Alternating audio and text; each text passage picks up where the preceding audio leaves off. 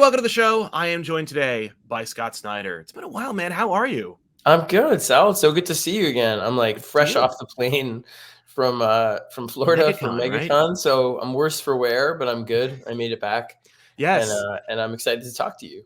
How was the big MegaCon panel? I know you were there talking about a number of things, but one of them was your big show where it was about being creative and writing and everything like that. It felt good to It was talk in front of great. an audience Yeah, I again. mean, I love that convention. It like everything in Orlando. It's like giganto-sized, and I forgot like how robust it is. They had all these stars there too. They had like Tom Hiddleston and the whole cast from a bunch of like a bunch. They had Back to the Future, and I mean Oh, it nice. was really impressive. Yeah, the guest list, and then they had all the a lot of my favorite comic creators, Jason Aaron and Tom King and Francis Matapal and Jeff Johns. We really got to catch up, so it was a good time. I was like very tight with it. I flew down Saturday morning and flew back last night, Oh so my God. it was like, yeah, very tight turnaround, but I felt like I had skipped the convention too many times. And so I was excited to go back and say thanks. And the fans obviously were fantastic. I love Florida fans. They're great. Yeah. It's funny, we the last time we talked, you mentioned Francis Manipal. Obviously, you worked together on Clear, and we had the whole gamut of all these incredible independent series you created over the last couple of years. You've been like working nonstop. Like you've been a workhorse over the last Yeah. since the pandemic at least.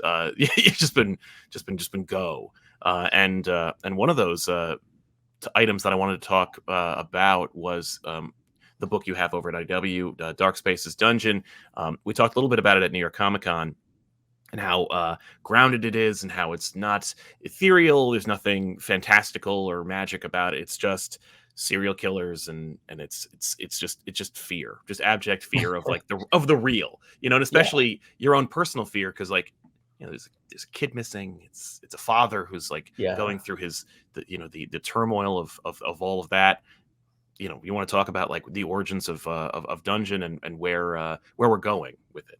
With that Yeah. series. Yeah. Very much. And I'm really grateful to IDW for giving us a chance to do it. I mean, Mark Doyle, who's the publisher there, co-publisher, is like one of my oldest friends in the world. Now he and Janine Schaefer are the ones that kind of found me at a reading when I was like a baby, 15 years ago plus, and invited me into comics. They were at Marvel and DC, and they asked if I wanted to pitch for things because I was in a book where we had written superhero stories for a prose book, and I had comics with me. And so Mark and I have been a team for many, many years. Then he was the Batman editor.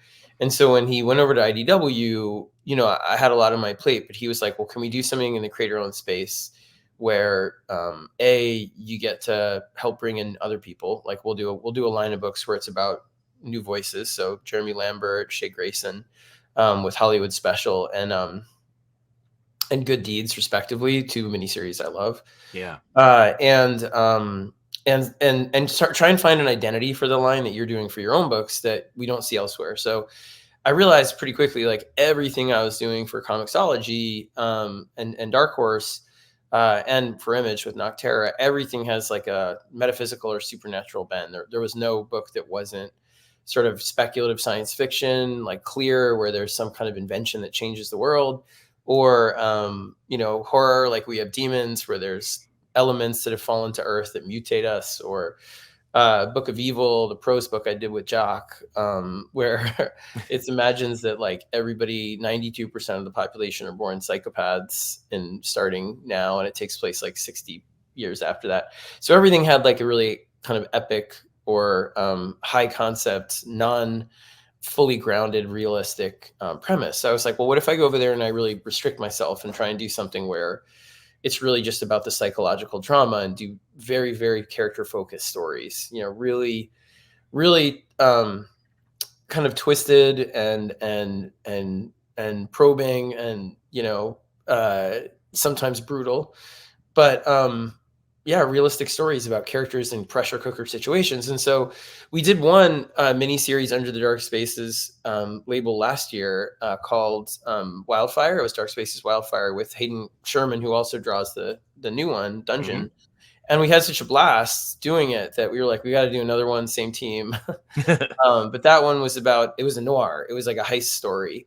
But the idea is to sort of do genre and very realistic stories or very realistic characters, very grounded narrative, but also try and modernize or do genre in a way that feels like it's of the zeitgeist. So for example, with Wildfire, we didn't want to just do a noir or a heist. It was a heist that felt like it was kind of tied to the anxieties of the moment. And so it's about women who are incarcerated in California and are brought out as part of this firefighting program to combat some of the endless like blazes, forest blazes that are happening in those hills and those mountains. And while they're there, one of them realizes she knows a house up above the fire line where there's money in it, and it's a house of somebody who deserves to get robbed. And so she and the prison guard, who's the main character, and the other women decide to sort of try this. And so it's a noir, but it's the money they're after is digital money. It's set against these kind of 13-month-a-year wildfires that are sort of, feel very of the moment with climate change. And it's also about class. It's about, women who haven't been given a very good chance in life. And having kind of towed the line in a lot of ways before, and realizing that they're not going to get out of prison and have all these opportunities and Forest Service or any of that stuff from this, and they get paid $2 a day, and the houses they're protecting are wealthy. Mm-hmm. And so it was very much like, how do you do noir now? And I loved it. I loved working on it. I'm super proud of it. And so with Dungeon, it was similar. It was like, well, how do you do a serial killer sort of Silence of the Lambs type story, or all those like Alex Cross mysteries I really love. But how do you do that today in a way that, tries to at least poke at some of the anxieties that are there? And so for me, I think like, serial killers as we know them, like the knife slasher, at least the cinematic televisual, like fictional portrayals of them, are really tied to like my childhood in the 80s and 90s, and have a particular kind of feel. There's like not that they don't still exist, and they're still, a terrifying thing and have tons of potency as a real cultural fear for real reasons that you bring into story. But it felt like, is there a way to kind of do a different kind of serial killer that feels like he speaks to some of the anxieties, like I was saying, in the air now? And so for me, it feels like that those serial killers are very much about the isolation of those moments, the industrialization, the idea of being separated by highways, the anonymity they can find by coming in impulse, thrill killing, and these obsessions they develop and all of that. Yeah. And it felt like these days it's sort of, there's a sense of overconnection and isolation, but I wanted to create a killer who does something different, who manipulates and who controls. And for me, the scariest part of a lot of serial killer stories is the captivity, the time when you're trapped by this person. It's not the killing or the violence itself so much, as horrifying as that is. Just personally for me, it hits a bigger nerve when it's, they have you trapped for days and you don't know what's going to happen. And so I wanted to do a story about a serial killer who does that and who keeps people in sort of his traps or his dungeons, essentially, which are all these kind of strange, like uniform, small kind of pits where these blocks come out of the wall and break your bones and keep you, if you try and you can't really kill yourself, you're kind of caught in there. And he feeds you, and if you won't eat, then you're force fed, all of this stuff. But you don't see him, and you're kept in this terrible space for as long as he feels like keeping you in there, years and years. And so it's really based on that idea of somebody who feels, and the killer himself has this kind of ideology, that the person chasing him, Detective Maddock, he was the only person that escaped one of these traps back in his childhood. And so he's obsessed with catching him. The guy's called the Keep because he keeps people in dungeons, and the Castle Keep is where he's rumored to have a lot of them, and they don't know where it is.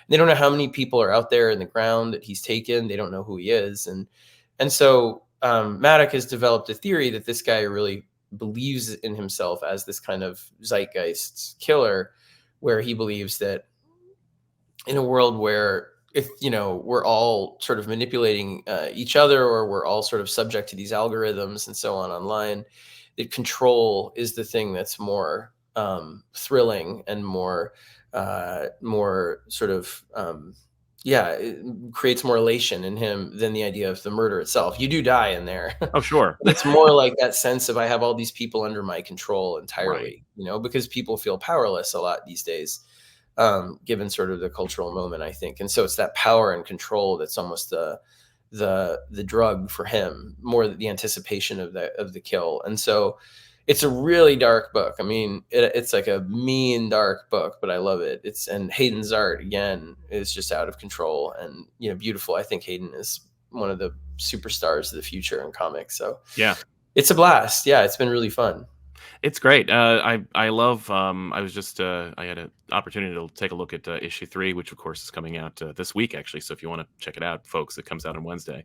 Yeah, But we get to see a cross section of 3 different victims of the keep and yeah, his impact on, or their impact on all 3 of these different people and how they use the experience they've been through. Like Tommy's obviously destroyed and Bodhi's kind yeah. of like driven and of course Cal's like the most recent one, but also the impact of like their lives and then the implication of like why the keep does what he does and how. Yeah, he does it. And part of why he does it is because he picks people that he thinks will cause the most pain Yes. to remove from the system of their lives. Hmm. So he's particularly cruel.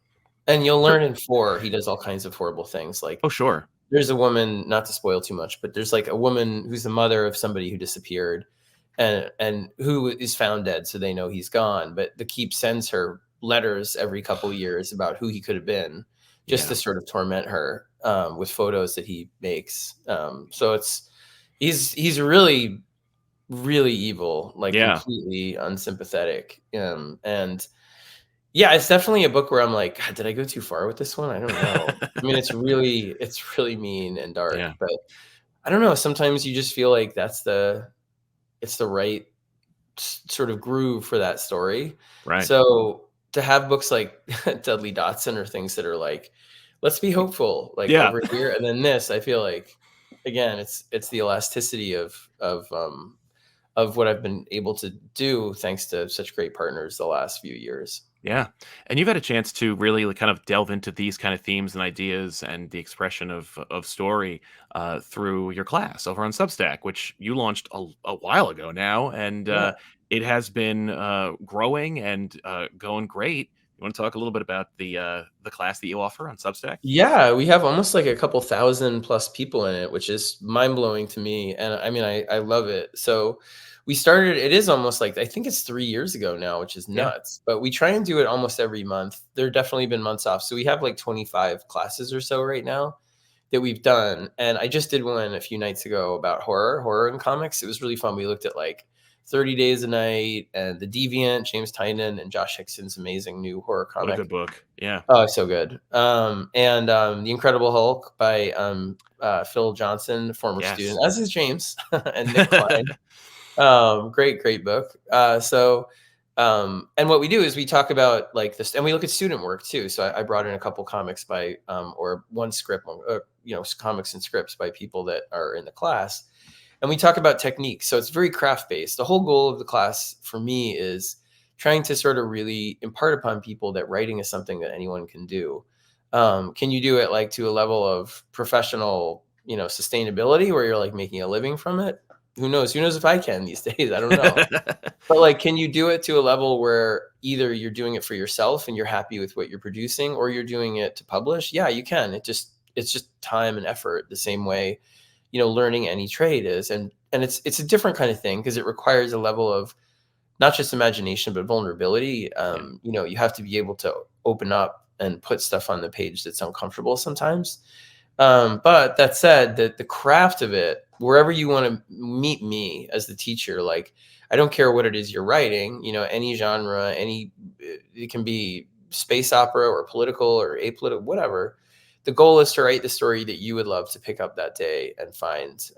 And that's really the whole golden rule of the class. You got to write your own favorite story. And the secondary rule is you got to try and be the most exciting creator to yourself at all times. And it keeps me young, because I go in there and say these things and talk about it. And I'm like, God, I better do that too. I don't want to be a big hypocrite, So I leave and I feel like it reminds me of the values that are important to me as a writer as well. But Yeah, which again, it's very craft based. So like with horror, it was about like what things in comics, what techniques in comics are most effective and even sometimes more effective. What things do we have at our disposal that TV and film and even prose might not have? Like, where do we fall? What are the most effective kind of craft elements that you can employ and really take advantage of the medium? So it's stuff like that. And I'll look at three things. I'll be like immersion, dread, and still image, like the still image that's horrible, like that stuff. So I love it. I really love it. I mean, I felt really bad when I couldn't keep teaching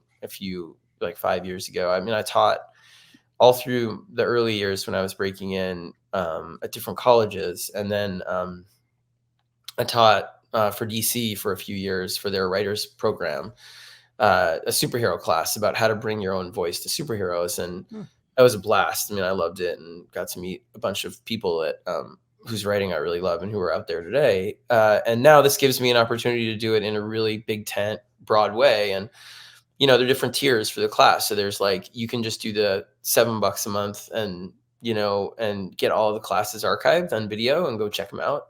And we look at Dungeon, we look at Wildfire. I think I gave the script to Wildfire in one of them too. But we also have on guests. So I've had on everybody from like James Tynan, Donnie Cates, Greg Capullo, Josh Williamson, Rom. We talked to Rom. We talked to a lot. It's a lot of fun. So I really love it. I hope you'll consider it. I want to keep it going as long as I can, and I feel really grateful to get to do it. Yeah, it's actually really fun because you can get whatever you want out of it. It's not just like, oh, this is what Scott wants you to understand. It's like whatever you're looking for, the experience you're looking for in terms of like what you want to get out of it. Do you want to like hone your craft? Do you want to start your craft? Do you want to like understand how scripts are produced, or do you want to just understand theme or character? Like you kind of run the gamut with this whole thing. Yeah, and I try and talk business too a lot. By the way, I just realized I'm in my kid's room. This is not my room. I don't have like a gold pimp chain, like Yankees. It's a Yankees chain was really Yankees chain and a Bad News Bears and Iron Man Legos, and I mean they're all cool. But like my office is actually here. I'll show you my office out there. Can you see it? Oh yeah, that's my studio. Very nice. But it's like 30 degrees here, and I got back late and did not heat up my studio, so I do not feel like going out into the cold today. After being in Florida, I'm becoming like a big, like wussy about it. So I was like, I'm just gonna stay in my kids' room. So just as a like context, folks, this is not my room. Yeah, I don't sit in a gamer's chair with like gold chains and whatever around me. Cool as that would be. Yeah. You mentioned pressure cooker situations. I love that term and how you kind of like apply it to so much in your writing. Like I was just thinking back to like 0 Year or any of the We Have Demons or I'm drawing a blank. I'm sorry. It's Noctera, how everything is kind of like is just ratcheted up. Like everything is a pressure. It is the highest stakes. It is the worst possible scenario. And how do you find like that moment? Because I know that like in my own experiences, I try to think of like the worst circumstances in any scenario, and it's like I'm routinely surprised by what like true craftsmen come up with. Like where do you find those pressure cookers? That's a great question. I mean, what I try and do is like for me something will catch my eye, like for example Noctera you mentioned, right? And what that was it was pre-pandemic, like that we thought of that book, so it wasn't inspired by any of that stuff. It was inspired by this sense, like I remember just seeing it was almost like we have a street in town where people every week almost like line up on two sides of the political spectrum, and usually are okay with each other. But it, in 2018, we're like it was getting really bad. Yeah. And I remember just thinking there was a day where it was just very dark. There was like a cloud cover, and just looking at them all in shadow and just being this feeling of like, God, it just feels like everybody, we're all getting, and, I have strong political beliefs. I'm not shy about them. I'm, big lefty on most things. But the point is, regardless of like your sort of where you fall on the political spectrum, it just feels like everything was appealing to our worst impulses, Yes. or there were a lot of appeals, at least, to our worst impulses. And it was becoming more and more divisive and vitriolic and isolating. And so I was like, God, look at that shadow. And I was like, well, what if there was like a darkness that covered things, that changed us into these kind of things that are unrecognizable to each other, and it forced us to kind of come back together into the light. And from there, what I do to so I get an idea and I'm like, oh, has anybody done that? I look it up and Right. I'm like, how has nobody done that? And then I'll be like, okay, well, I know what the fear is. Like I know what the core, what it means to me is, which I always have to unlock. Yeah. Sometimes something, an image will just catch my eye. That's what happened with American Vampire. Was I'll come back to Noctera, but like Yeah. with American Vampire, I was getting a gift from my buddy Owen, who's the one that invited me to be in that superhero book that got me into comics. Owen Nice. King, he's a great writer himself. Um, he has a book, The Curator, out right now. But anyway, I was getting him a gift, and I went into a role playing store down in the East Village in Manhattan, and they had all these like statues and busts, and there was just a bust of a zombie Union soldier from the Civil War, and it was just so weird. I don't know what it was about it. It just stayed with me, and I was like, "Why is that so strange to me? Like, why am I so attracted to this horror and Civil War stuff?" And it just occurred to me. I unpacked it and was like, "Oh, it's because I don't feel like we have a lot of indigenous American versions of our monsters. There's a lot of, Dracula, Wolfman. They're indigenous to the States when it comes to their portrayals, Hmm. but they feel very much also like of a moment. There was a fear of immigration and infection and all kinds of stuff, and the exotic, exoticism, like the Mummy. And so, what if we did a homegrown version? And there were a couple examples, like Near Dark is like one of my favorite movies, and but like I was like, what if we expand it and create a whole genealogy of monsters that exists throughout history, that are all sort of a lens through which we can look at historical Ourselves. events, And especially yeah. here in the American imagination over the 20th century. Yeah. So that, and with Noctera, it's like, okay, I know that, and same with American Vampire, I know that. Well, what do you do next? Well, now you try and find a character who's going to allow you to explore that in the darkest way, right? So Yeah. with Val and Noctera, it was like, what about somebody that grew up in the dark and felt like kids did the worst things in the dark? If you can't, it brings out the worst in people when nobody has accountability, or nobody, so if she grows up with this very jaded view, and she's forced into a situation where she's got to start believing in collectivism and in the light, and that there might be light out there in a literal and metaphorical way, she'd make a great conduit, right? A great character for it. So that's kind of how I do it. So I try and create a character that's really, really challenged by the world that we've created, so that I can get to that material that inspired all of it the most potently. So Yeah. that's what I do. I have to unlock all that stuff before I can really start a story. I need to know those things. Some people don't like, and I have friends that are like, I figure it out as I go. I was just talking to somebody who I won't like, I won't like Put them on blast. talk their process without, but someone, a big writer, and they were like, I can't know the ending of something before I start it. I need to figure it out as I go. And I Yeah. love that. I think it's great. So whatever your process is part of the class, is like teaching you to embrace it. But at some point as you go, the biggest thing to me is just understanding why you like this subject, what it is that excites you about it, and going from there, whether you know the ending or not. But that's how I create like those pressure cooker situations, is like figuring out what it means to me, and then creating a character that kind of represents, for me at least, a kind of nerve center of worry or hope or fear in relation to that thing.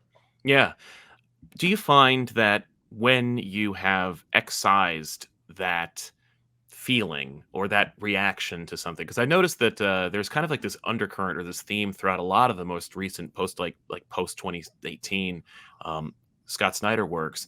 There's almost this like treatise on the internet, like, or on the individuality or the isolationism that the internet provides. Like everything kind of like cordons off, creates isolation, and then makes people feel like this.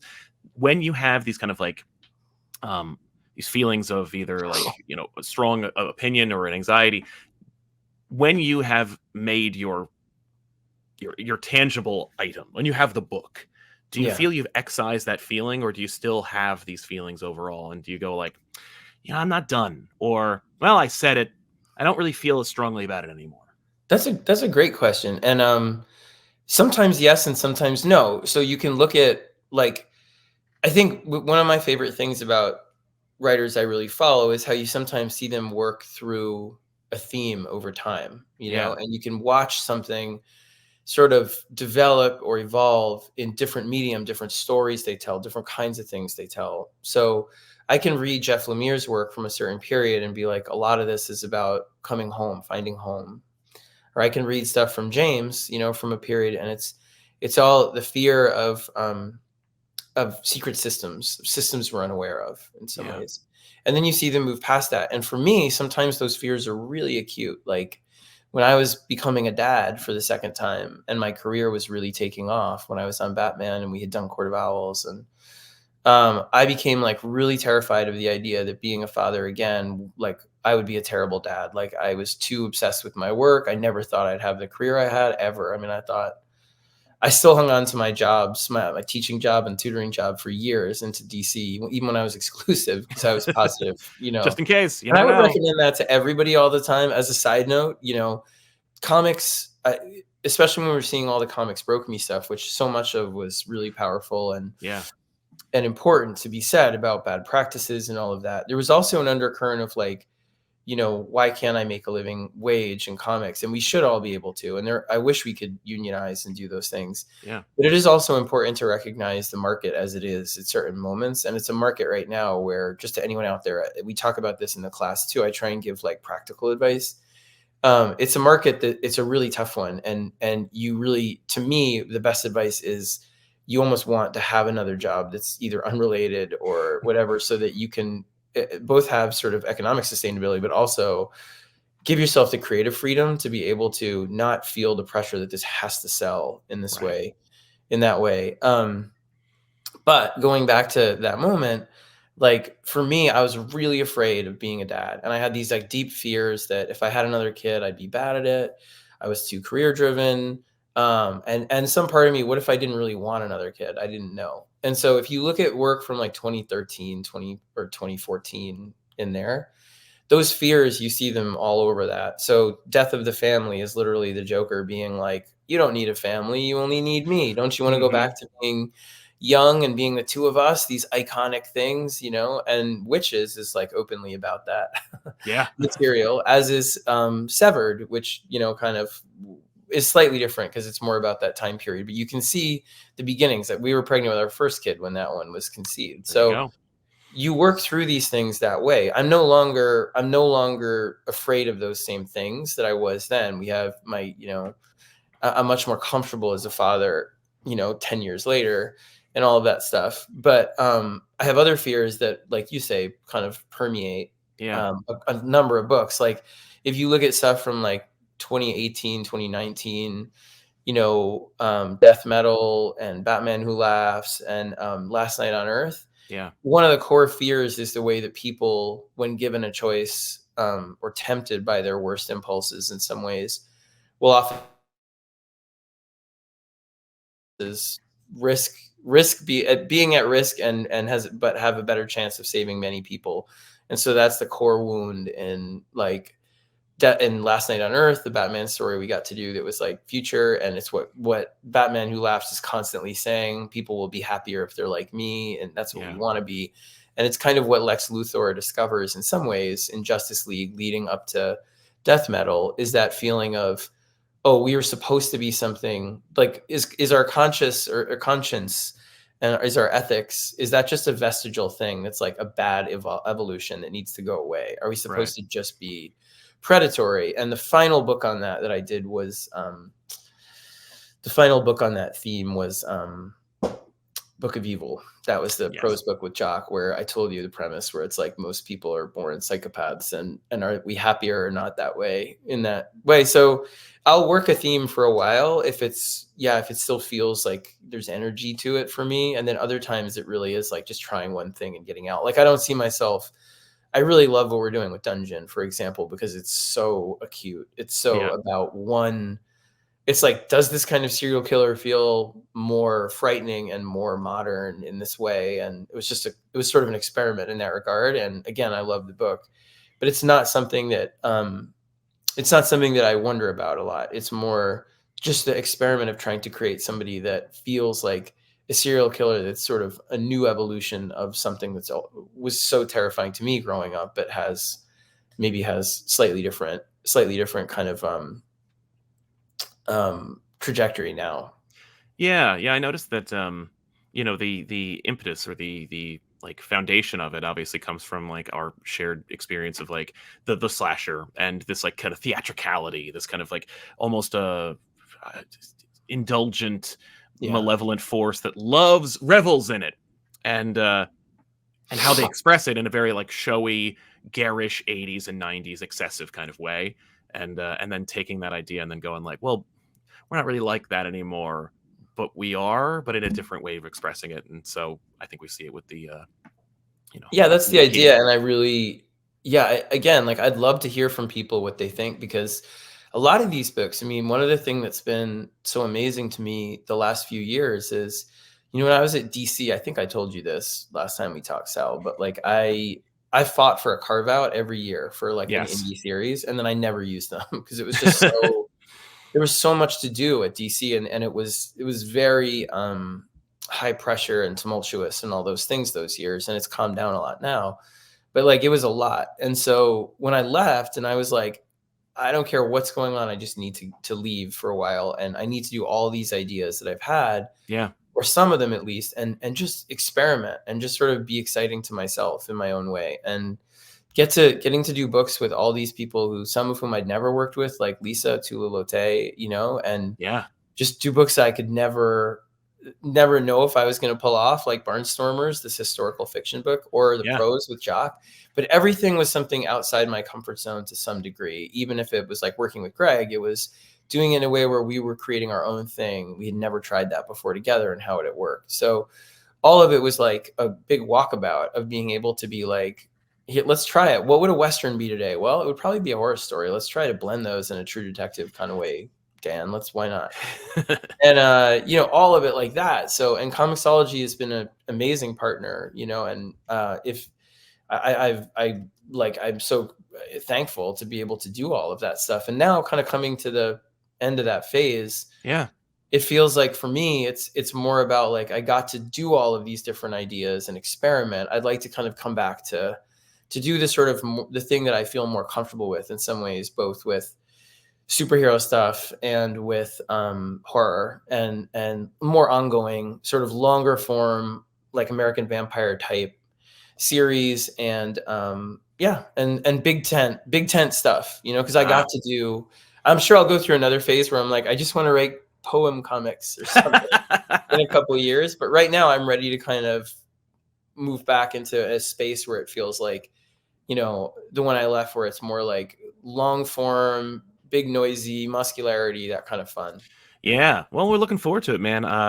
2024, 2025 is going to be really exciting. And I'm looking forward to Yeah. seeing what we got. But for now, Dark Spaces Dungeon #3 is coming out. How many issues is that series now? Is it? It's five, well, there's three coming. Three is coming out, and it's 5 issues altogether. Okay. So after 5, and then what's next is noisy and muscular. I'm looking forward. Yes. Yeah. That's the sound. It sounds like a weird, like a drunken lecture or something I'm like Yeah. reading. But no, I just mean like, it was this kind of creative explosion for me in a really fun way to be able to just be like, can I pull this off? Can I do this? And having partners that supported you and were excited, and having the books, they did better than I had hoped, and critically they did better than I had hoped. And we got some awards and on lists, and that hadn't happened to me in a long time. And it was very, just very exciting, all of it, to just feel, like I said, like exciting to yourself in those ways, as much as I did at DC. Like I felt always exciting to myself doing weird death metal, all of it, but Yeah. I needed a break. And now it's kind of like I took a break, and it would be fun to go back if there were a project that would really allow me to collaborate in cool ways with creators that I respect and am inspired by, and something that I haven't like tried this way before. It feels like I don't want to go in there and do like, okay, it was very, very easy to go to DC. Not very easy. I don't mean to sound arrogant. I just mean it would be very comfortable to be able to go to DC, and I'm friends with everybody there, and be like, I'd like to do a small Batman mystery or something. And, I have those muscles still. I think of those stories a lot. What would a small, Killer Croc story be? What would a Right. small Mr. Freeze? Those are very fun in my head. And, maybe I should do them, but it almost feels like just too comfortable, like too easy to come back and do that, right now, only because I would rather take some kind of bigger swing. And if there was an offer to do something that was more like, what? Like, all right, then it feels like that stuff is the stuff that really gets my blood running, because it's like I get excited about the idea of, and we can talk about this for a minute. I don't have like a super hard out or any of that, but like, when I was coming up, it felt like there was more of a sense of the companies as this kind of very concentrated, robust kind of, and not antagonistic, but like going back and forth and always trying to do things topping each other and like bigger initiatives and bigger things. And Yes. New 52, all new, all different, X-Men versus Avengers, and then Rebirth. And then, like it was a lot of that. And that's what I grew up on. And I think the only reason that those things have they're good reasons why those things have kind of shifted, and also not so good reasons, but it feels, I think, like to me, it's just a reflection of the fact that the economy, I mean, like you get all these hot takes, right? About like why the comics has changed so much. Why has it changed? How is it doing sales wise? How's this?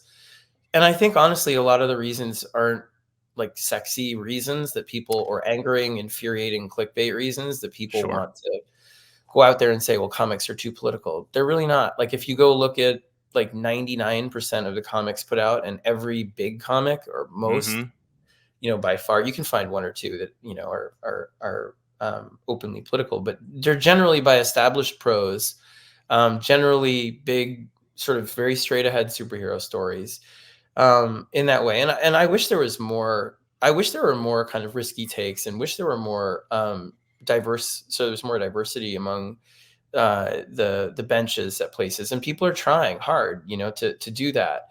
But the perception that there's sort of one unifying thing, good, bad, anything, that's sort of hurting comics, to me, it's really like superhero comics. The big things are, first, they're everywhere. Like you used to only be able to get superheroes in comics, right? But now you can't throw a rock without hitting a series about the smallest character, which is a wonderful thing. But it's like we inherited the earth. You know what I mean? We're like, geek culture is pop culture, and that does diminish the so there's three things in my opinion. That's one, right? Like there's the one is like ubiquitousness of superheroes. They're everywhere. The proliferation. Yeah, they're ubiquitous, right? You can't, so my kids don't need to go to the comics. I needed to go, like, because we had Batman 1989 or this, but there wasn't like a whole universe. You couldn't like click on things and find. And I ordered my Spider-Man toys, the multi-articulated thing, from Japan. It was metal, and I would get it, and it would come in the mail, and like they did, the Secret Wars figures were the only figures I had. And they didn't even have joints. If you remember. They were really stiff. Yeah, and the Superpower Friends one that were awesome. But they were great. But there wasn't like this. Like now you have a figure of like Vasquez from Aliens with or without, gun, or it's unbelievable. Like geek culture is just, you can't come up with things that aren't already made. No, it's true. So there's that, right? So you're competing against that.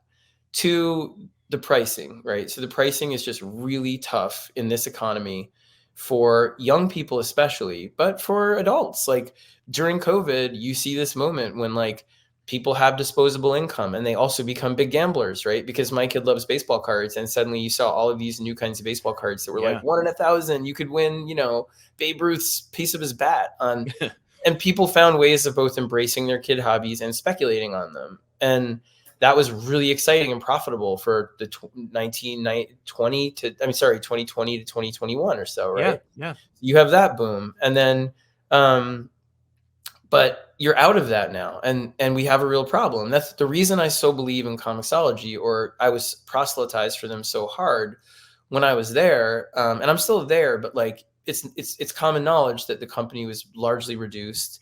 And at a moment when they were expanding and doing great things, they supported so many conventions and programs, Thought Bubble, all these things I loved. So it was heartbreaking to see that happen, and happen not because of any real practical reason so much as just job cuts across the entire landscape of Amazon that at that moment. And I understand like that's being subject to a big company, but point is, like, I loved Comixology because I believed in total digital browsability cross company. Like, you could go in, and when it's really robust and done well, and it's like, if Comixology, expanded and whatever, and the app was there, you feel like, oh, I can go in there and fall in love with comics because they have so many things that for the price of one comic, I can browse. And that was, I believe in that. I still believe in that. I just don't think it's as doable as it was then.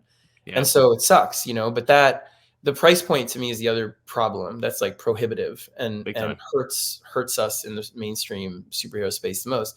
And the third thing, honestly, to me, is the fact that these companies, when I started at DC, it was just DC Comics. And then within a year, it was picked up or partnered with or picked up by Warner Brothers.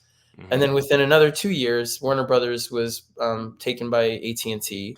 And then within another few years, that company was taken now by Discovery Plus.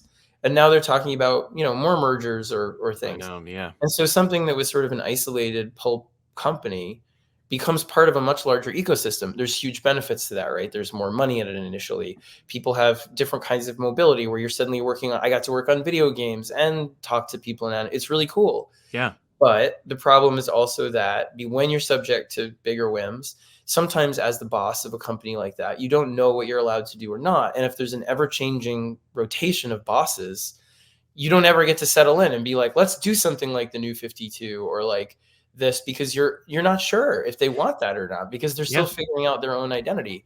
And so you're kind of caught in this loop of trying to do things, but also not wanting to do things that really go out on a limb in a way, and so it creates a safer environment, which sometimes is good and sometimes can start to feel like, like it's like, despite having tons of great books, that there isn't the same peaks and valleys of excitement when everyone comes together to do stuff. So my point is simply like, I like thinking about big things like that. Like, how would I be a part in some way of a swing, whether at Marvel or DC, and not do the opposite, which is kind of like, to me, going in and doing like a small story with, Catwoman or something like that. Right. And nothing against anyone that does that. I just mean, for me personally, the thing that excites me is thinking on that kind of grander scale level of how do you be part of something that kind of shakes it up a bit. So, that's where my head's at. I can't say if there's anything in the works or not in the works, but I'm very interested in that space in that regard and working with people that feel that way. And I think there are tremendous people at both companies now who do feel that way. And I honestly believe that 2024 into 25, you're going to see some tremendous swings in superhero comics all across the board. And I already love what John's doing with Ultimate and Spider-Man and what they're trying with Mariko over there. It's going to be awesome. I think it's really cool. So, absolutely. To me, it's like, I think you're going to see superhero comics really swing back in this coming year and beyond, because I think after a while, it's time to remind people that this is where these characters have always been renewed and most exciting, and where the biggest stories happen, whether they're different new swings or they're just an elevation of the stories already being told by bigger stakes, like Sinestro Core War or whatever, all those moments when you're like, oh, that just went bigger than I ever thought it could. Yeah. That I think you're going to see a lot of that in the next couple of years. And I'm really excited for it, Same, man. Well, Dark Dungeon is coming out. It's out. Third issue is on sale very soon. Went today, this week. So check it out. Scott, always a pleasure. It's such a pleasure, Sal. Sorry to go on such a long tear about. No, I think it's important, and it's a great conversation that people are having, and they're having it internally. Like, the fans and fan commentators are having it amongst themselves, but it's very rare when like a creator can come in and say, like, as a person who kind of actually knows which direction the wind is going, I can say at least that, you're warm here, you're cold here. This is kind of like my take on it. And I think that's important. And it's nice to get the check-in once in a while. Yeah. I'd love to have more conversations about it. I think, it's an interesting thing, because I think it's scary right now in a lot of ways, like across the board, but it's also corrective. Like, again, not to go on a whole other tear, but if we have one more minute, like, if you think of these cycles, right, like 2011 to 2013, 14, you have suddenly investment from Warner Brothers and Disney and comics, and you have the beginning of the Marvel Cinematic Universe and DC, and you get this kind of excitement, and there's money, and there's exclusive wars and all that kind of stuff, right? Yeah. And Yeah. then that kind of slows down a bit, and you have Image, the rise of Image and the indie comic with like Saga and this, and having a company that's doing with The Walking Dead behind it, like very visible, very commercial stuff. And I did Witches, and I never thought, I mean, at that moment I got in trouble for saying it, but I was like, I just made more money from Witches than I do from Batman. And it was true that year. I was like, I can't believe this. Yeah.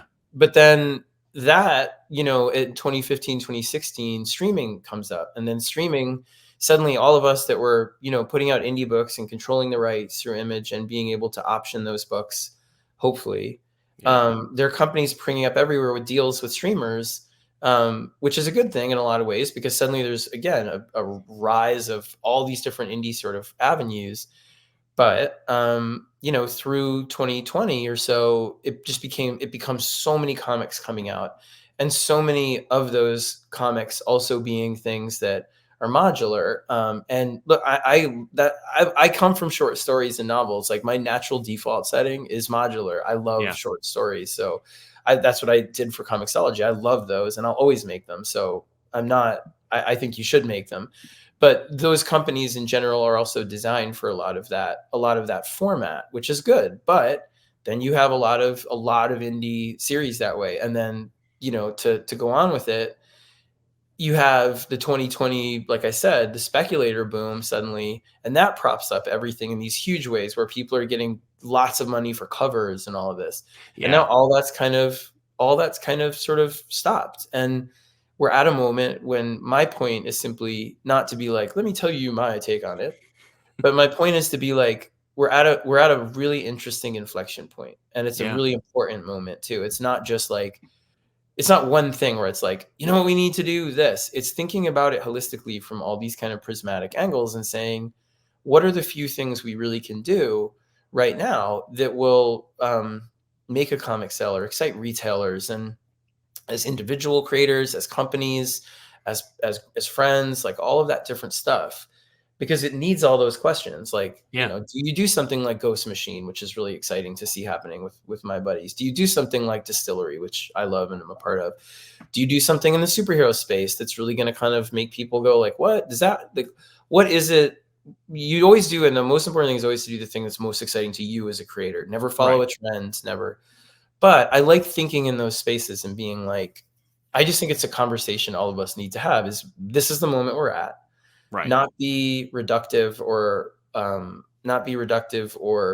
you know, angry or blaming or this about it in different ways. Look at where we are and say, how do we as people who love comics find a way forward that's going to strengthen the market and do the things we're most excited about? I don't know. Maybe I'm wrong. Maybe I'm like, we should all be angry. I mean, like, plenty of stuff makes me angry and yell, like, and all that too. Believe me. But I try and be, maybe it's being in this Witches writer's room, but it's trying to be diplomatic, to not in the face of toxicity, by the way. I'm not saying that. I'm not saying you smile or be nice to people that are being toxic. What I'm saying is trying to not be intensely reactive when you see something not work you thought was going to work, or see something that is working but you feel is a gimmick, or just not going out there and being like, this thing is the problem, or this is what we need to do. Just be like looking at it from maybe 10,000 feet up while trying to, that's what James Tynion, like my closest friends love thinking in those ways about it, and trying to figure out what spaces are both most exciting and will help in different ways. So I don't know. That's my belief. Sorry, I don't get to talk a lot like at home. That's fair. No, I think it's important.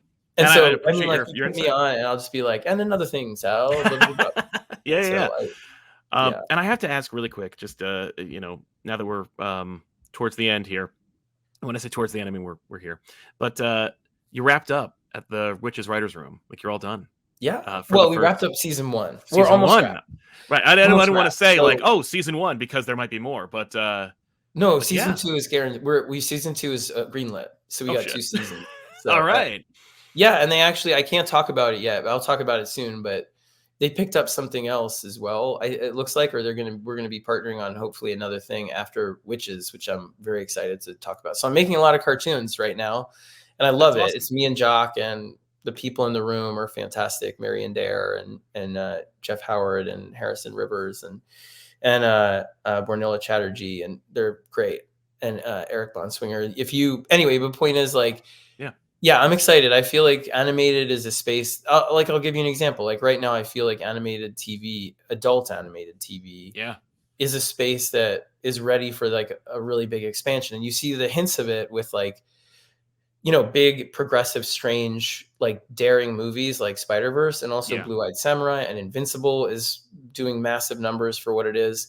And it kind of feels like, again, I'd love to hear what people think, but the last 10, 15 years has been us doing geek stuff in a way that is almost like for us, but also for our kids, like it's PG-13, like the whole Marvel Cinematic Universe is like largely that. And suddenly it's almost like in these moments, adults want things for adults that are like, more R-rated. You see it in some shows as well, Reacher and all that. So it feels like with Witches, it's really very probing emotionally, the way the book was about parenthood and about growing up and seeing your parents aren't who you thought they were. And it's in the darkest aspects of human nature, but it's also like a total fucking action, body horror, gore fest, like out of control, more witches, more. So it has this kind of, it's a big swing in a fun way where it's like, is this going to work? I have no idea if it's going to work. It might totally not, but I believe deep down it's actually going to work really well and hopefully be a bit of a lightning rod kind of thing. And I love what we're making. So if I'm wrong, I'm wrong, but I love it. And we just finished season 1. We're finishing season 1 this month, but we don't have the room. The writer's room, for anyone out there who's interested, is like a bunch of writers are hired to put together a season, and you meet together virtually or in person until you've broken the whole season on these cards down to like every scene. So everyone knows what every scene is.